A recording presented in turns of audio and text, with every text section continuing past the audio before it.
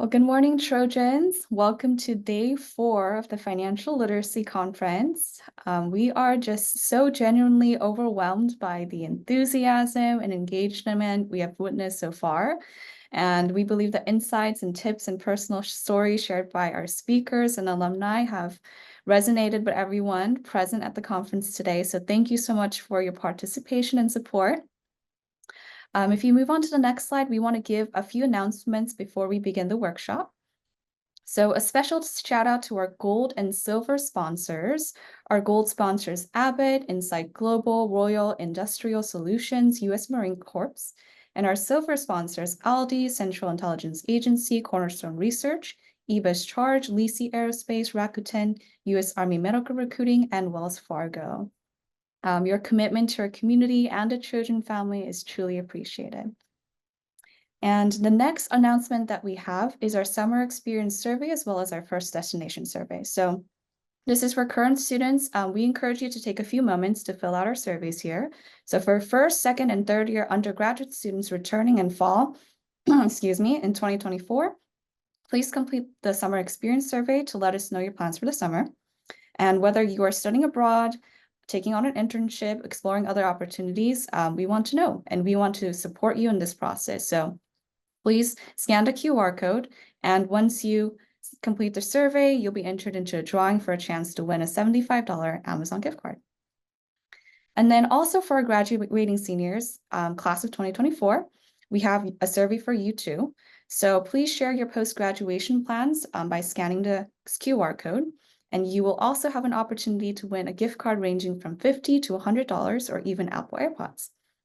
And remember, the sooner you complete the survey, the better your chances of winning, because non-winners will be included in next month's drawing. So that concludes our announcements from our center. And now I would like to introduce Hannah Williams. Hannah is the founder and CEO of Salary Transparency.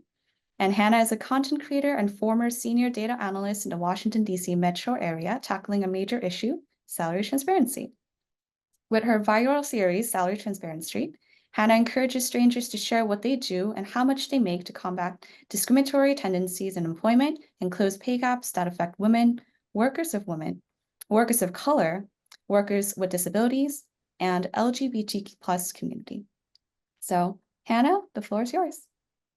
Hi, everybody. Thank you so much, Sandra. I appreciate it. This was such an exciting opportunity to be presented to speak with you all today. I really appreciate, the opportunity to share what I've learned over the past 2 years with my channel about knowing your worth and your rights, which is what I'm here to talk to you all about today. Really, what's important to me is salary transparency. I'm the founder of Salary Transparency, which I'll give you a quick introduction of myself in a little bit. But long story short, I believe that talking about our pay is incredibly important to help us determine our market rate and make sure that we're being paid fairly in the workplace.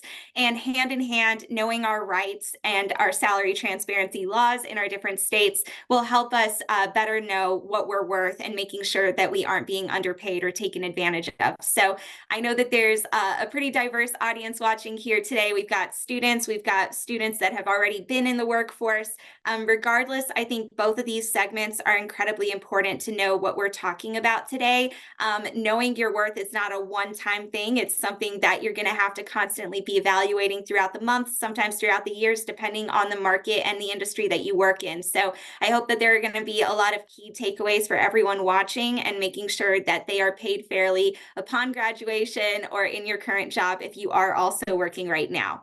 So going into the next slide, as I mentioned, I'll have a quick introduction that I'm going to go through in the beginning, and then we're going to get right into the webinar. We've got about 30 to 45 minutes of this workshop, and what we're going to start with is figuring out what is your market rate, what is the standard definition, and how does it apply to you? What are the important factors to be aware of that determine your market rate, and then other clauses and important notes that you should be aware of as well. Then we're going to go into how to find your market rate. What are the different resources, databases, websites that you can take advantage of that are both virtual and in person to help you determine your market rate, and which are the most trustworthy? How do you go about that process?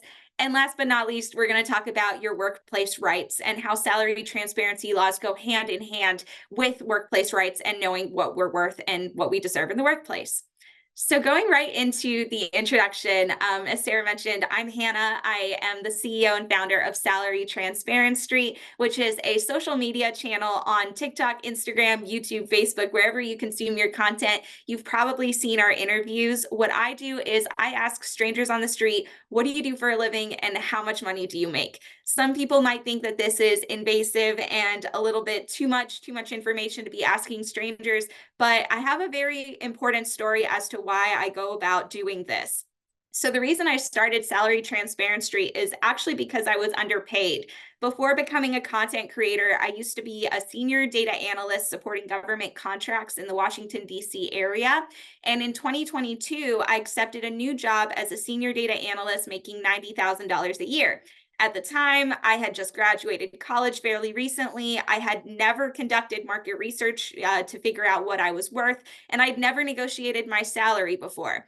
$90,000 was more money than I'd ever seen before in my life. So without hesitation, I accepted without realizing a few months down the line, when I finally did, that I was underpaid about $25,000 compared to other workers in the exact same role in my industry, in my location.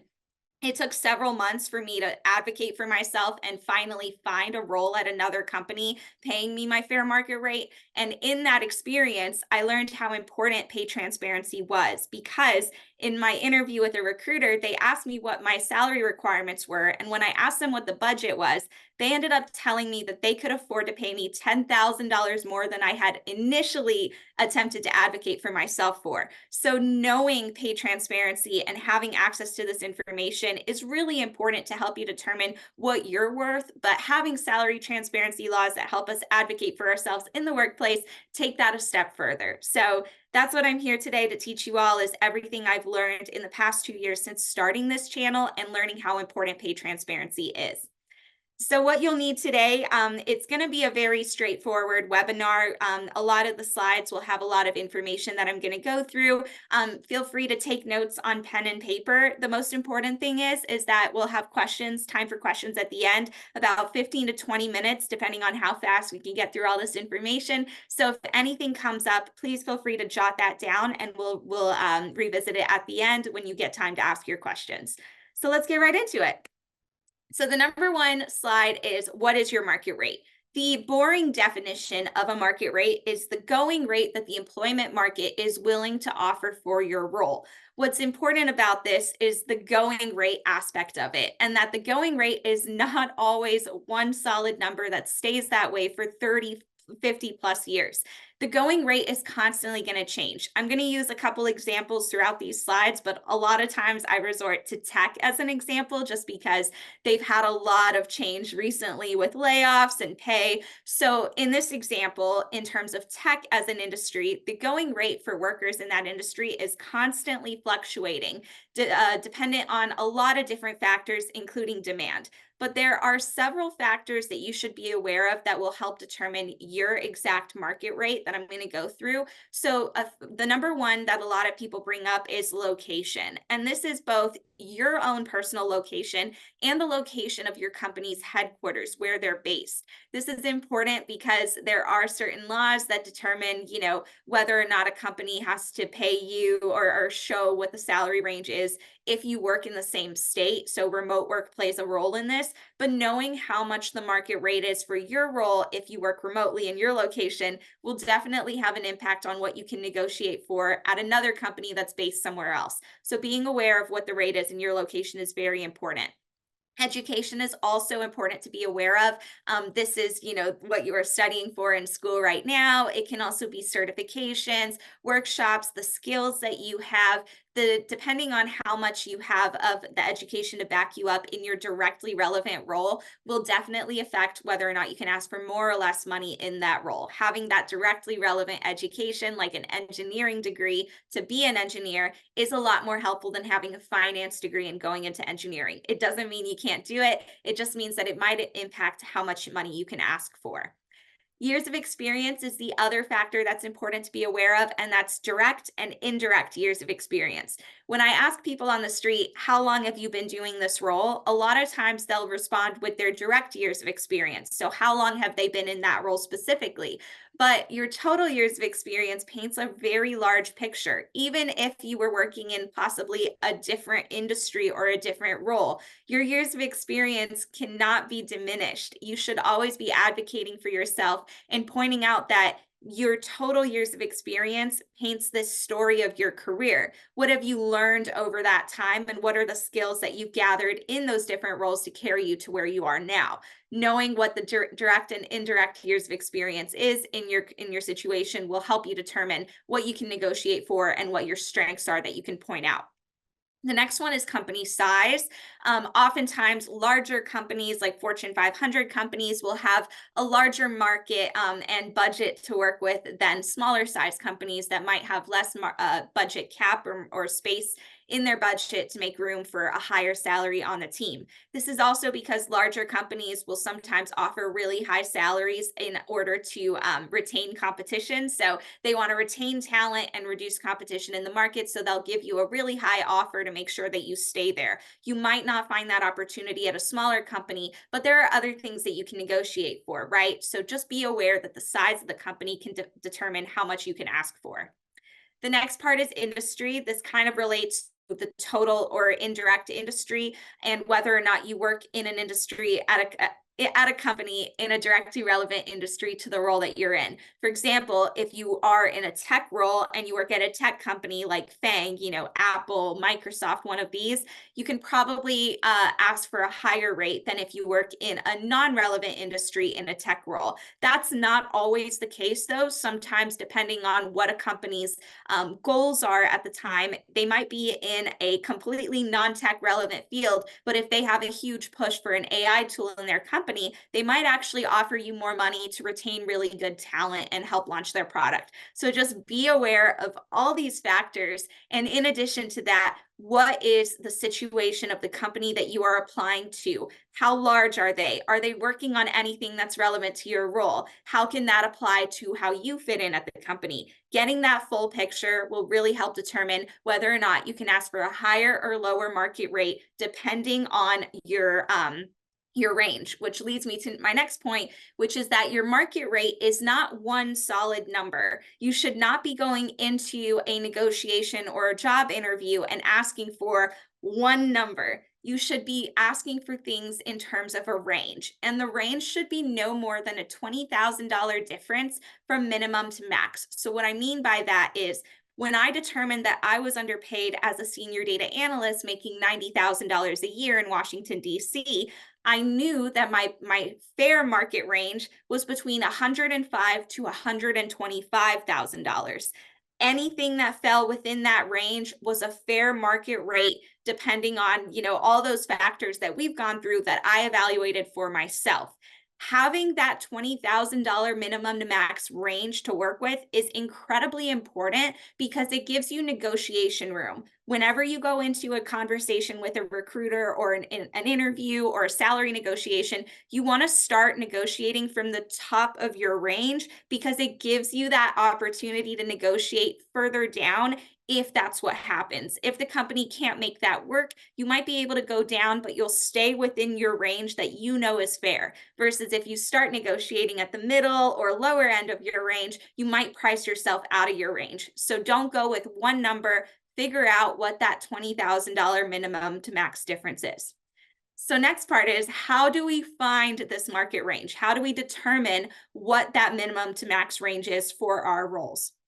I'm going to go through a couple different options here, 3 specific ways that you can use different resources and websites to find your market rate, starting with salary databases. These are the most direct, obvious sources of data information. It is basically websites and resources that have compiled the information of how much people are paid at different roles.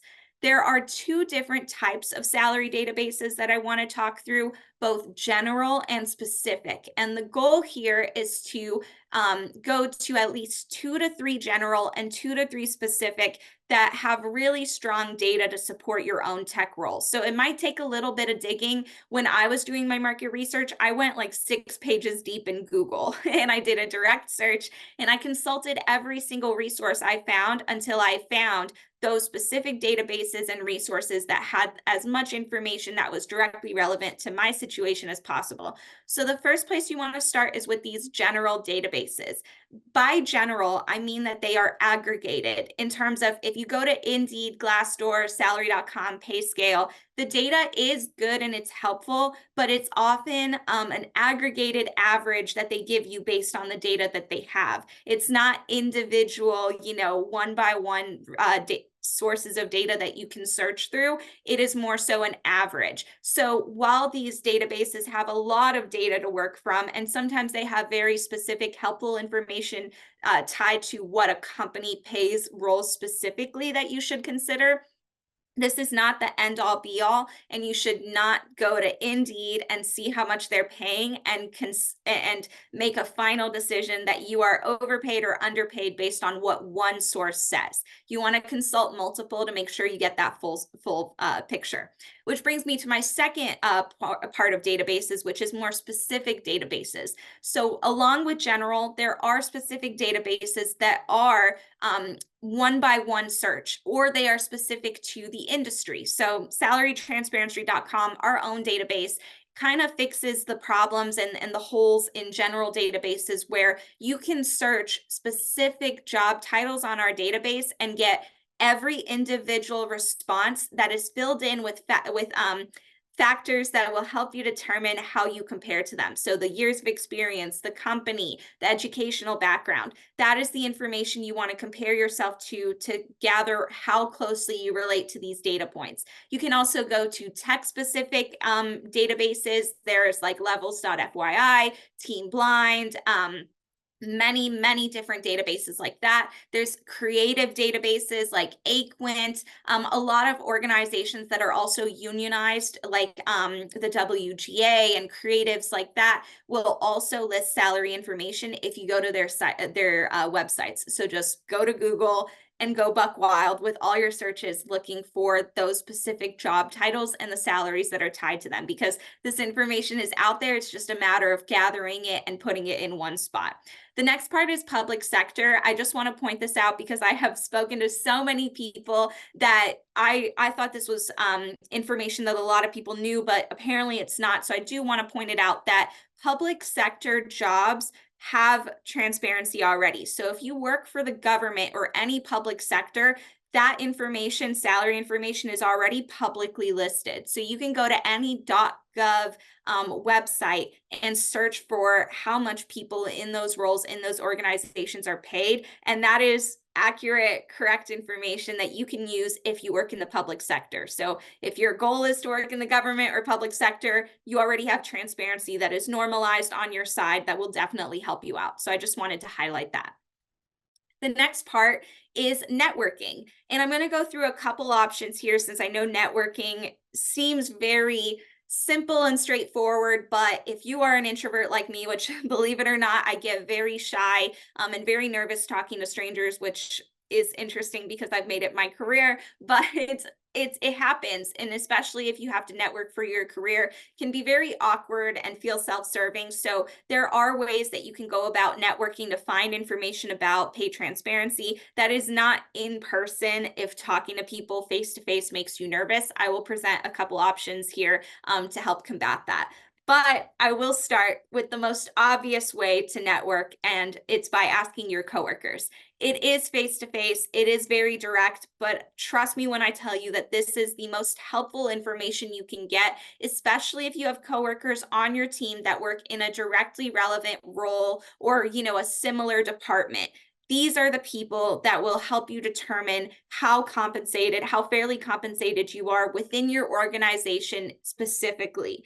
This can look so many different ways, and sometimes you will find that your colleague might be making more or less than you, and it is quantifiable and fair, which is important as to why you need to ask your coworkers, because you need to have these conversations about Why are you compensated the way that you are? Hearing that they might make more or less does not mean, oh my gosh, scandal. No, it just means that you need to do more digging and figure out what are those factors that we talked about earlier that you need to be asking them about. What is their education? Do they have a directly relevant degree? How many years of experience do they have? Have they been doing this longer than you? Or maybe more direct years of experience longer than you? What's their location? Do they live in a higher cost of living area or lower cost of living area? These are all very important things to find. And if at the end of the day you realize there are inconsistencies that do not match up,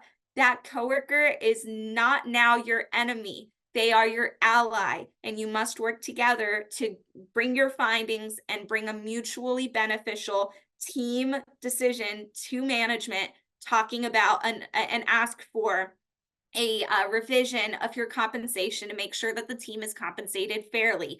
That is the best way to do this instead of going alone. So see your coworkers as your allies, not your enemies. Now for the non-direct, non-in-person option that you can use for networking. Social media like LinkedIn and other creators like that are on TikTok, Instagram, YouTube, Facebook, you name it. Social media is a huge opportunity for you to find and network with people that are in your role and determine how they are compensated and how that compares to you. Social media, in terms of TikTok and Instagram, I feel is a really great place to start because there are lots of creators that are already talking about their compensation in their videos, or they're talking about what their role is like. And if they are still working in that role and being open about it, you are more likely to have a transparent conversation with them because they are already having that conversation on social media. You can also go to LinkedIn and try to send people direct messages and connect with them there. My advice there is to always lead with transparency and explaining your situation and desire to know. What is your want to know and your need to know in this conversation with a stranger as to how much they make? For you, if you are trying to make sure you are fairly compensated, I would lead with, hey, I'm making X at this company in this location. I have an inclination, like a thought that I might not be fairly compensated, and I'd love to discuss it with you and learn more about how you negotiated and what factors helped you make how much you do in your role. It's a way to invite them to share while also being transparent about your own situation and leaving the door open for that conversation to happen. I will stipulate that it is people's prerogative whether or not they want to share this information with you, and we should not take it personally when people do not want to share their information. There are many valid reasons related to people's culture, their backgrounds, fears of being retaliated against at work that are valid that we need to consider as to reasons people are secretive. But what we need to do is work together to normalize these conversations so that we remove those barriers to conversation that will help us all make more in the end. I will also add one more caveat here that is very important is to always ask more than one person when you are networking. So you have three options here. Make sure that you get at least one solid source of information from each of these three options. And I stipulate this because put yourself in this situation. You ask one coworker how much they make, and you have a wonderful conversation that's very transparent, and you get down to the nitty gritty. That colleague's salary, though, might be less than what the standard is. If that colleague that you spoke with is underpaid and doesn't realize it themselves, you might now be putting yourself where your new baseline is less than what it should be. So that is why you need to constantly be doing your digging and your research to assume a lot of different sources of information and put together the full story so you feel confident in what your data represents. Always ask more than one person and consider more than one source. Another thing that I will add here, which relates to reasons people are afraid to talk about their pay and fear of retaliation, is that if you are a private sector employee, you work in the private sector, you are not a government employee, a farm worker, a railroad worker, or a consultant. It is your legal right, protected by the National Labor Relations Act, the NLRA, to discuss your pay. And if you signed an NDA or a contract that says you cannot talk about your pay, if you are a protected worker, those legal documents that you signed are not legally enforceable in court and they will not be upheld. They are fear tactics that companies know is illegal. Sometimes they don't even know it's illegal, which is the more concerning aspect, but they are not able to be upheld in court, and you are protected by this act, which protects your right to talk about your pay. With this in mind, I will still say that there are companies out there that do not understand the value of transparency because it harms their bottom line, and they will not welcome conversations like this. So always be thinking about protecting yourself, because there is a power imbalance between employees and employers. And while I say you should always advocate for yourself and stand up for yourself when you know that you are in the right, do not tempt them to go in the wrong. So when you are having conversations about pay with your coworkers, please, please, please try to do so off company time and property. So on your lunch break, have this conversation with your colleague at a coffee shop down the road or wherever you grab lunch, but do not do it in your cubicle, in the lobby, on company time and property, because there are employers out there that, even though they know it's your legal right, they will look for a reason to retaliate against you. And until we have laws nationwide that protect this conversation and these rights for all workers, and we normalize this, this is going to be a problem. So I don't want anyone to talk about pay and get in trouble. So please just try to do it off company time and property. Okay, next slide. The last thing that I want to talk about, which is very exciting, is checking salary transparency laws.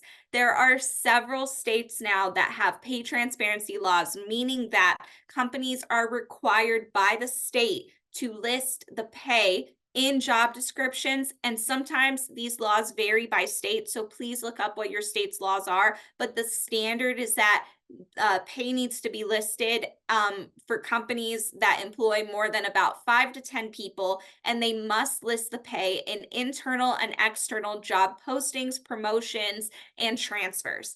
This law will differ based on the different states, so please check the specific clauses. But the good news is California, where all you Trojans are located, is one of the states that has a pay range disclosure law. It was one of the first of its kind and also one of the strongest. California has been making huge moves in terms of pay transparency, so please take advantage of this law, meaning that if you are looking to work at companies in California and they qualify based on this law, which I believe is 5 or more employees, they must list the pay in job postings, promotions, and transfers. If it is not listed, there's often a board that you can report them to in different states. Just look up your state's pay transparency law. There will be information there on how you can report them. And there are fines that are put in place to hold companies accountable to actually obeying this law. So do your due diligence. If that information's not listed and you know this company qualifies, make sure that you report them as well, so that this isn't an issue that we have to keep trying to get companies to get on board and that we're holding them to this standard.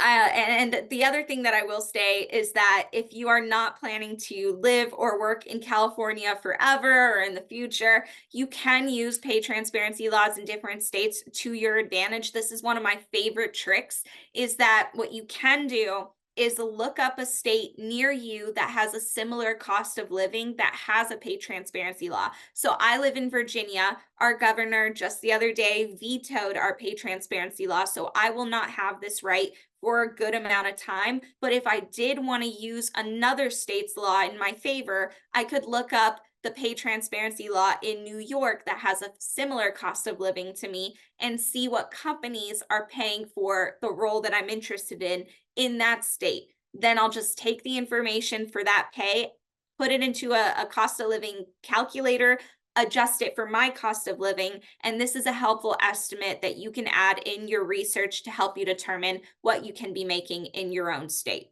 this is just a little nice tip trick if you end up moving or working in a state that does not have a pay transparency law. But there's a lot of positive momentum pushing us in that direction. So hopefully a couple years from now, this will be implemented in all 50 states. All right, next steps.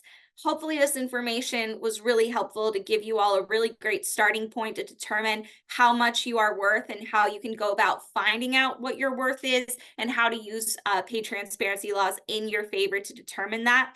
If you do all that and you find out that you are not being paid fairly, please negotiate. Negotiating should be expected in any job interview, whether it is your first or your last. We have a free salary negotiation guide on our website in addition to our salary database that you can use for research. But if you need help with scripts and different situations that might apply to your own, our salary negotiation guide is completely free and will help you navigate all of that. But please negotiate. And also know your rights. Know what your state's pay transparency laws are. Know what your workers' rights laws are and how the government is put in place to protect you and your rights. Knowing that is the first form of safety you can have in the workplace. And then advocating for yourself. If you know something is wrong, please stand up for yourself. If you know that you are not being paid fairly, advocate for yourself. Ask for more. And if you are not compensated what you're worth, look elsewhere, because there are good employers out there that will pay you what you're worth.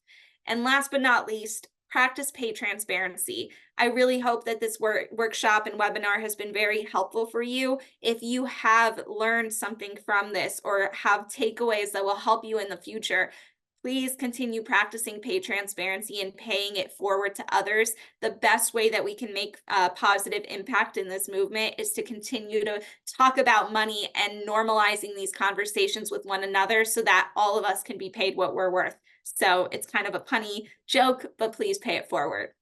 All right, and that is all from me. This was so much fun. If you have any questions that we're not able to get to in this next Q&A, you can also send me an email at hello@salarytransparency.com, and be sure to follow us on all social platforms and visit our website for free resources and information. But this was wonderful. Thank you. Thank you, Hannah. Thank you so much for all of the tips, resources, and also for covering the policies and laws that we should consider. So now we are going to move on to the Q&A. There's a ton of questions in the chat and more still coming. So Wow. starting off with the first question for you, Hannah. This is from a student or an alumni. They're saying, as someone who lives in a high-cost living area, such as Los Angeles, but just recently graduated with a bachelor's and started working, how much power do I have for salary negotiation if I don't have lots of years of experience?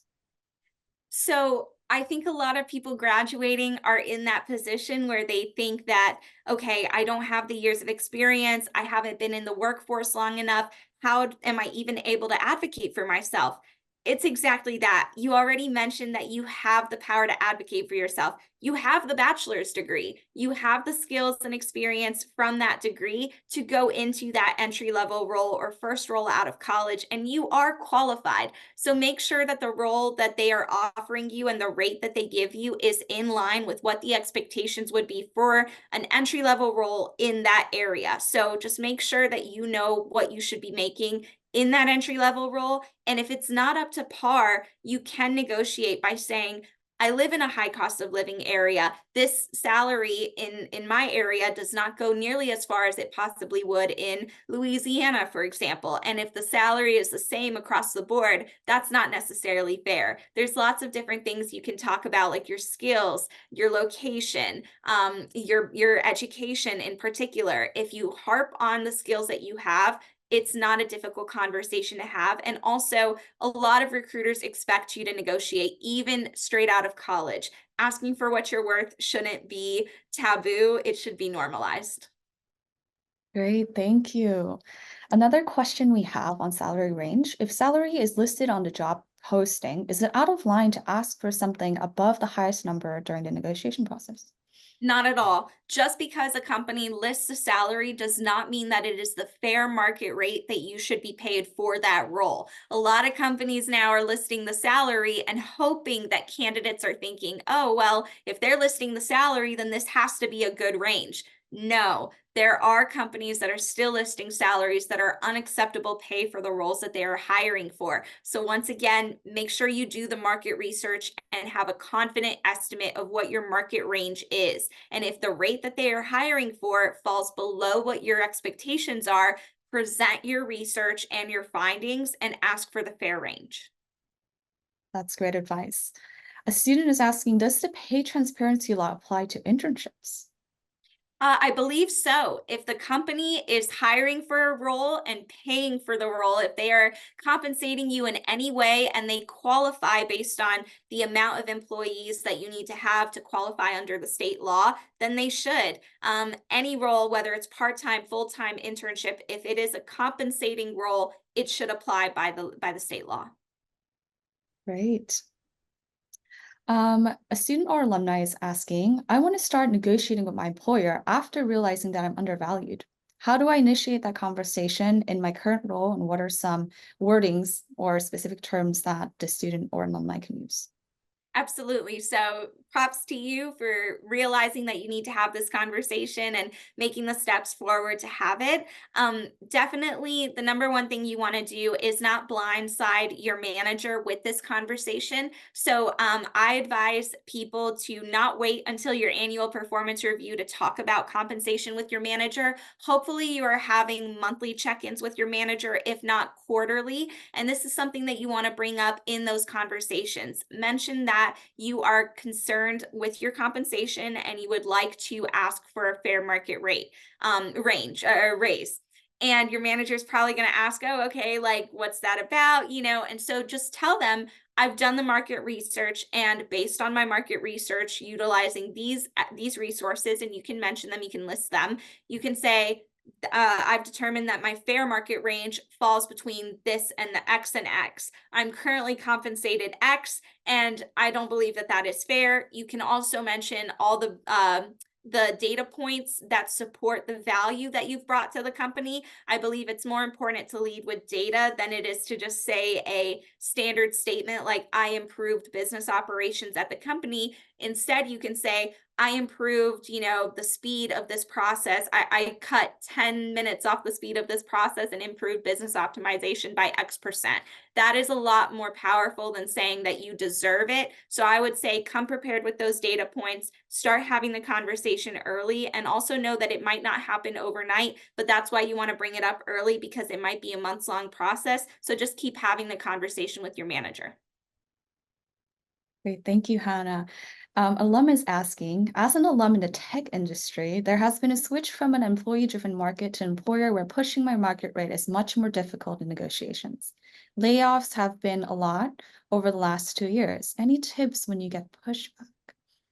Absolutely. The market is very tense right now and difficult and intense.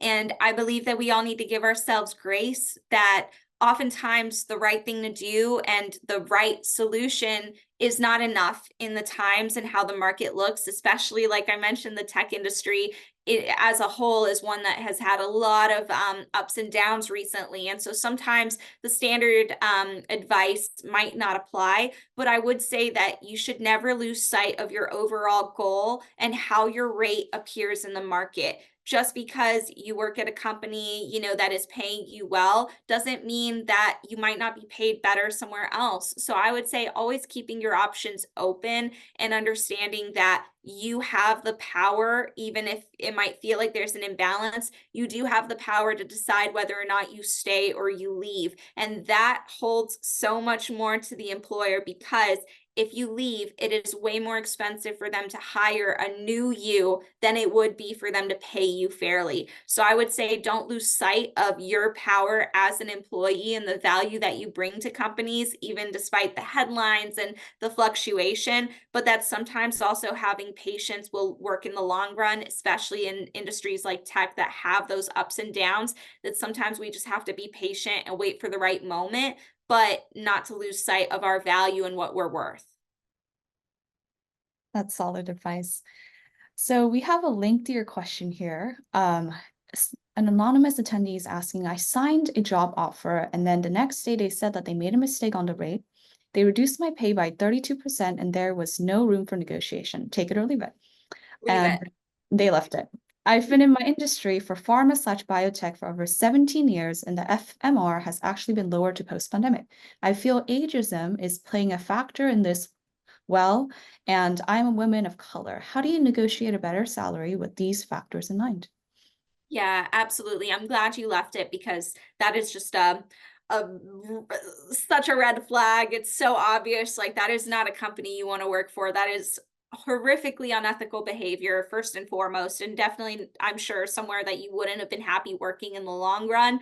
But the second part of that is the ageism and being a worker of color in your industry. I do believe that those are factors that are definitely important to be aware of and how it impacts how you are treated at work and your compensation because, statistics and studies do show that workers of color, especially women and ageism and all those factors do play a part in how we are compensated. So the first thing is I would not, give yourself grace. I know I've said that earlier, but do know that this is something that happens and that you are not crazy for thinking that that might be, one of the factors as to why you may not be well compensated, but also know that there's so much digging to do and a lot of information that you should try to find to support your claims and see how are your peers paid at different companies in the similar market. If that data is supporting your claim, then it might be valid to speak to a labor lawyer. They can tell you whether or not you have a case or not. Oftentimes labor lawyers will hear cases for free and tell you whether or not you have one. So I would say, use that opportunity to come prepared with all of the information that you have. So gather as much market research about your role, see if you can find, the factors of ageism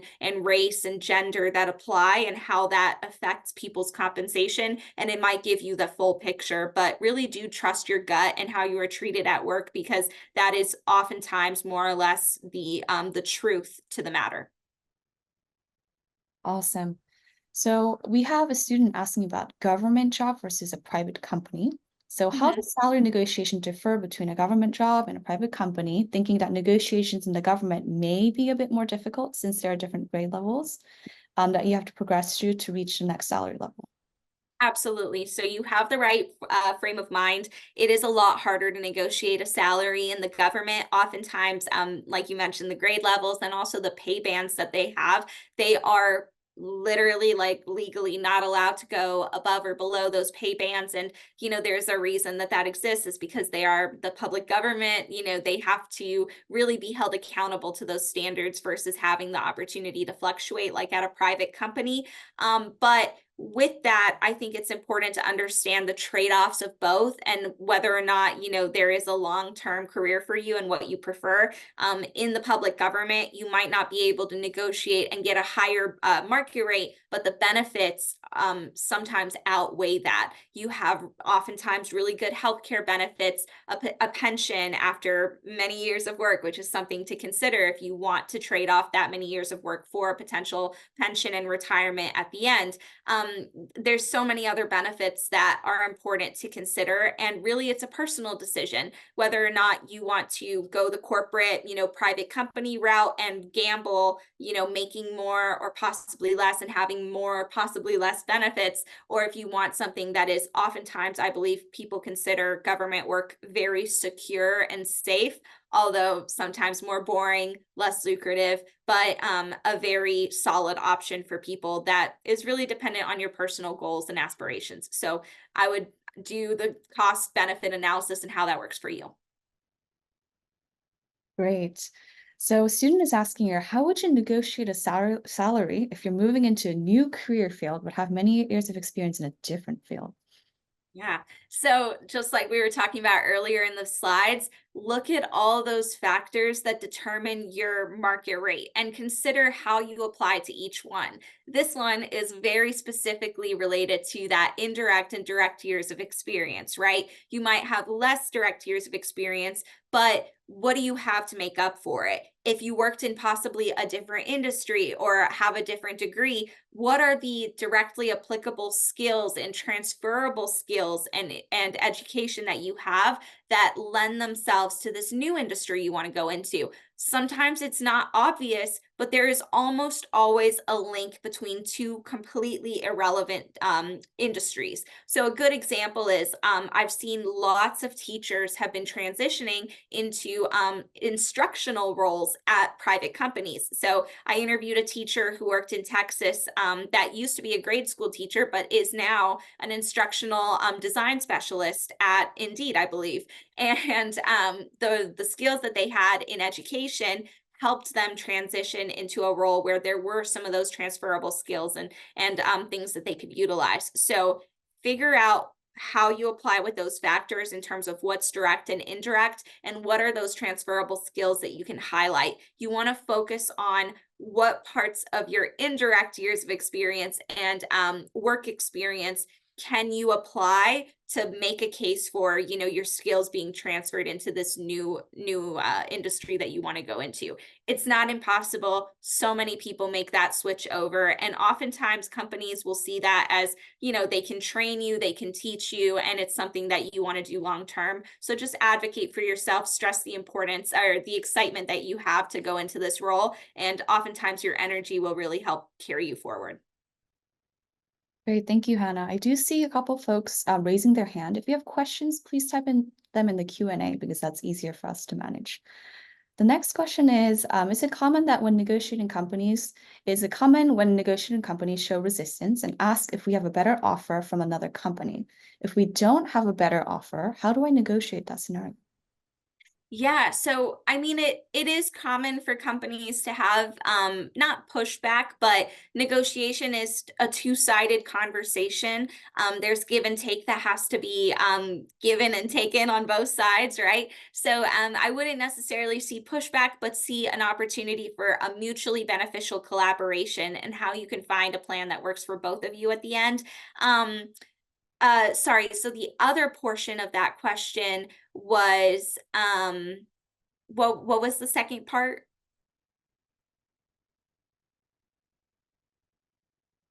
Sarah? I'm gonna try to remember it. Sorry, it escaped me. So it was the pushback, and I believe advice on how to handle any pushback. I'll just lead with that. I hope that's what the second part was. But what I would say there is coming prepared to every salary negotiation is really important. So, you know, coming prepared with your market research, your sources, and all the research that you've done to determine what your market rate is. In addition to that, coming prepared with those data points that really demonstrate your value and the skills that you have. You know, what impact did you have at prior companies, and how can you, you know, use those skills to have a similar impact in your new role? I would say focus on those. But you know, it is a two-sided collaboration. And sometimes base salary is not the most important thing that you can get out of a negotiation. Sometimes companies are really tight with their budget. They have no flex. They cannot, you know, give you more money despite it being very important to you. So I would say if you really do want to work at that company and that outweighs, you know, the fair compensation, there are other things that you can negotiate to make it more total compensation, to make the total compensation more beneficial to you than just the base salary. So other things that you can negotiate, and remember, everything is negotiable. Even if a company sends you, this is our, you know, benefits package. Okay, that's great, but everything is negotiable. You can negotiate your healthcare match, your PTO, how many vacation days, whether you have PTO, vacation, or sick days. You can negotiate bereavement leave. You can negotiate childcare. You can negotiate healthcare. You can negotiate pet insurance. If you commute to the office, any costs that you accumulate from the time you leave your house to the time you get to the office is negotiable. If you need an easy pass, if you need gas paid, if you need a parking spot, if you work from home, all the money that you put towards logging into your job every single day and doing your work from home is compensation that they can give you in a negotiation. So come prepared with all your research, all your data points, the value you bring to the company. Have that conversation in the mirror beforehand or with a friend to prepare so you feel confident. But I will say that coming prepared with your market research is the ultimate way to feel confident in a salary negotiation anyway, because it gives you that guiding point to negotiate or to realize whether an offer is fair or, something that you can work with. And that gives you the confidence to ask for what you're worth. So just come prepared and know that if they can't give you base salary, there are other things you can negotiate. Hope that helped. Thanks, Hannah. I think you covered the entirety of the question, and my apologies for the pause. I've been Oh, no monitoring problem. at the same time. Okay, so we have another scenario-based question. An alumni or a student is asking, I've been working in my industry now for 8 years. I've been at my current job now for 2.5 years, but only just received a small raise that doesn't even cover increased cost of living. I asked if there was a room for negotiation because it's just something that I've been asking about, including promotion. I help train every new person as well. Mid-year review is coming up, but they don't do mid-year raises. So should I push for a raise or wait until the end of the year again? I just worry that the raise will be so small. Yeah. Um, I sadly have heard this scenario so many times, and oftentimes what I was waiting for, which I didn't hear thankfully, is that people are find out that they're compensated less than the people they train. So not saying that this is the case, but this is very common. So if you feel alone, please don't. A lot of people go through this. And my advice to you is have that conversation during the mid-year review, even if they're not giving raises during that time. Talk to your boss and very seriously, since you have been talking about this before, it's not the first time you're bringing it up. And that's why I mentioned earlier, it's important to bring this conversation up and what you're asking for compensation frequently if it's on your mind, because you don't want to blindside your managers. And in this situation specifically, if you hadn't brought it up in the past, it would be harder to have that conversation now. So it's very good that you've already, brought this up to management.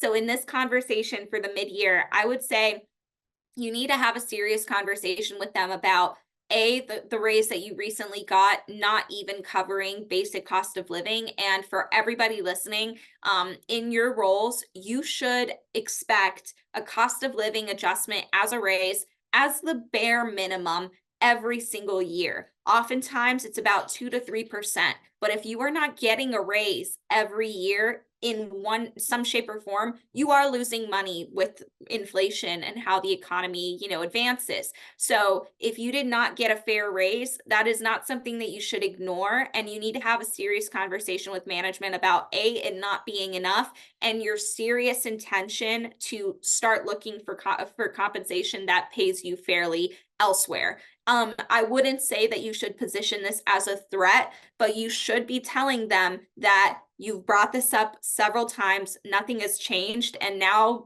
push is being forced to shove. So hand in hand with that, I would start interviewing elsewhere. Side note, I would always be interviewing. To anybody listening, always, always, always be interviewing, because even if you have no intention of working at that company, you are not dedicated to working there, those actually make for the easiest salary negotiation conversations you can have, and they will make the next one that you actually care about a lot easier. So always take the interview and always try to practice your negotiation skills, but start interviewing and start seeing if you can gather information about what roles similar to yours are paying, and get firm offers in hand if possible. And that is ammunition that you can use at your company. I will say that oftentimes when people, present a competing offer at their company and use this as a way to get a higher raise, sometimes the company will do it, but the data has shown that when this happens, that employee is still likely to leave within the next year. So I would try to understand, if you want to stay there long term, what that's going to look like. But if you are thinking about leaving, taking those interviews is a really good next step to start taking and considering your future at the company. Sorry, that was a long response. I put a lot of information in there. I hope it helped. Yeah, thank you for the thorough response there. A student is asking, how would you approach salary negotiation when converting from a contract role to a full-time role within the same company? Yeah, no, that's a very exciting position to be in. You're finally moving over from contract to an employee for that company. So definitely exciting. I would say that you should be talking to other people that have been in similar situations, or if you have other people on your team that are going through it with you, that is a collaboration and a conversation that you all should be having, so you can learn, what are they going through, and if people have gone through it before already, how did it go for them and what worked for them, because each company is different, and you want to try to prepare yourself as much as possible. Compensation will differ from a contract role to a in-person role, or not in person but a direct role, largely because of the benefits that come with full-time employment instead of a contract. You usually have access to those things like healthcare, PTO, all those benefits that make it well-rounded to work for that company. So I would try to figure out what those benefits are and how they compare to what the market rate is for your role, because contract work is different from the direct role at the company. So don't look at what contractors are making in that role. Look at what the role itself pays, and use that to determine how your old compensation compared and what you can negotiate and ask for in the future. It might seem like sometimes roles might pay less because they come with those benefits versus the contract role possibly paying more without those benefits. So those are all just important things to be aware of. Thank you, Hannah. Could you also go over some of the tech industry salary negotiation resources? We have several questions on that. Tech specific salary negotiation resources. So I don't know of any tech specific salary negotiation, but I do know some databases that are great places to start. There's levels.fyi, Team Blind, built in. Those are the top three that come to mind. Another really solid source of information for pay is also Reddit. I know that the tech industry has been gathering a lot on Reddit and talking about, what's been going on in the industry and how their roles are impacted. So I would say utilize all the resources that you can find, because there's a lot of really good information out there and people are already gathering and having these conversations. You just have to find out where. In terms of negotiation specifically, I would still find those communities of people. Also, Fishbowl is an app that I believe you can join industry specific groups within. So there's probably a tech group that you can join, and you can put any questions you have there and speak with a community of like-minded or industry relevant professionals that can help guide you in that industry, which is definitely the people you want to talk to get that insider information. Thank you. And then I think we have time for one or two more questions. So another alum or student is asking, what do you say to companies that see degrees as unnecessary to get a job in today's workforce? Some companies seem to be focusing on certificates. And so how do you continue to market the value of a degree? Yeah, definitely an interesting theme that we've seen recently is the devaluation, I believe, of a college degree. And I believe there's pros and cons of that, right? And some parts I support, some parts I don't. I believe we're always going to need this professional education, and having a degree is incredibly beneficial to a lot of people in their careers. Oftentimes when I ask people, what advice do you have in your industry, what would you share? And a lot of them say, having the education, constantly up leveling your skills is really important. So I would say that having a degree is not something that should be diminished, but maybe if you are dealing with a company that seems to value more skills, just change your presentation. You can still have the degree, but focus on the skills and the different experiences you had that developed certain skills, making that your main pitch instead of focusing on your college degree and what you might have learned in classes there. There's a way that you can approach, your delivery that focuses on kind of what they want to hear, even if you might not have what they want. I would say that having a college degree does not mean that you don't have the same skills or experience as people have had in workshops, or these certifications that people are getting. Just figure out if they are really keen and focused on these certifications, what are the skills and what experience are they hoping that those candidates with that certificate have that is directly relevant to the role that they're applying for? What do you have that also compares to that? And how can you focus on that delivery in the interview to diminish, take away focus on the degree and put more spotlight on the skills? Well, thank you, Anna. I think that concludes our Q&A. I know there's still a lot of questions that we weren't able to cover, but know that Hannah's available on social media. You can all connect with her. The screen is still up, so you can follow her on social media here at Salary Transparent Street. If you have any questions for the Career Center team as well, we can always answer them too. And I do see a few questions about the salary negotiation guide that Hannah mentioned, so we'll be emailing them to you all at the end of the workshop. So Hannah, thank you again for everything. Yeah, And participants, thank you for all of your questions. thanks everyone. Bye. Have a good one. Fight on.